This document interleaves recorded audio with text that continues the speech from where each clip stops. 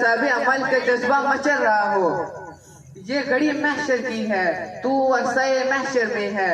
یہ گھڑی محشر کی ہے تو عرصہ محشر میں ہے. پیشر غافل عمل کوئی اگر دفتر میں ہے. جناب والا اور پھر زمانے نے دیکھا, چشمے قدرت نے مشاہدہ کیا کہ نا امیدی کے اندھیرے چھٹ گئے. یہی اقبال کے آنسوں کا ثمر تھا کہ افق کی تاریکیوں سے آزادی کے افتاب تازہ کے اثار اس شان سے بیدار ہوئے کہ دیکھتے ہی پاکستان خواب سے ابھر کر تعبیر میں ڈھل گیا. مسلمانوں کو منزل مراد مل گئی. وقت کی کشتے ورا فطرت گل و لالا سے محک اٹھی. حضرات محترم, اقبال فن نہیں بلکہ لا فانی ہے. اس کا پیغام ہنگامیہ وقتی نہیں بلکہ ابدی ہے.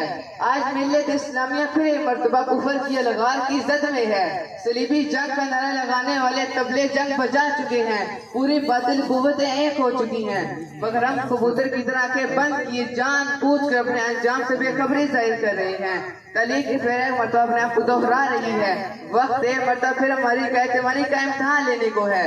لیکن اس نئے والے یاد رہے, اسلام بھی وہی ہے, پیغام مصطفیٰ صلی اللہ علیہ وآلہ وسلم بھی وہی ہے, اسلام کا جذبہ جہاد بھی وہی ہے, بدر و احد حنین و تبوک کے تقاضے بھی وہی ہے, اور ان سے بڑھ کر اقبال جیسے جری خان بھی وہی ہے جو آج بھی اپنی ماضی کے نیا خانوں سے ابھر کر اسی کشتے ویرا سے اسلام کی کامیابی کا سورج ابھارنے کے لیے مسلسل یہی پیغام دے رہا ہے.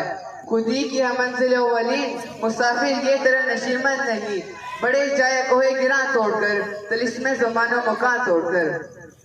ہر بندے وما علینا الا البلاغ. الگ ہی بنا